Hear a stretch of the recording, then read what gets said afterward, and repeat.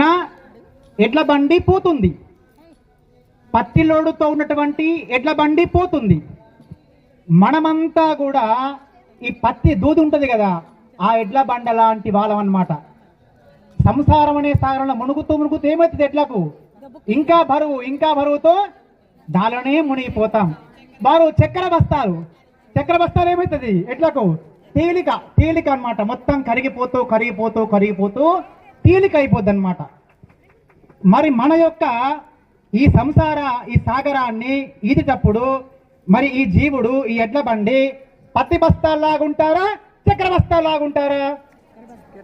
అర్థమైంది కదా. మహాత్ముల సహవాసం ఎటువంటిది అంటే ఇంతే అన్నమాట, ఎక్కువ చెప్పే పని లేదు. కాబట్టి మహాత్ముల వాక్కులు వింటే మనం ఈ రకంగా ఎండు చింతపండులాగా, తర్వాత అది చక్కెర బస్తాల్లాగా. ఇప్పుడు వీటిని ఎగ్జాంపుల్స్, ఉపమానాలు అంటారు. సంస్కృతంలో ఏమంటారు? ఉపమానాలు. ఉపనిషత్తులో ఎన్నో చెప్పారు ఎగ్జాంపుల్స్, కానీ మీకు అర్థం కాదు. కుండ, పాము ఇటువంటి కొన్ని ఉంటాయి. వంటశాలలో మీకేది అవసరమో ఆ ఎగ్జాంపుల్స్ చెప్తే త్వరగా నాటుకుపోతాయి అన్నమాట.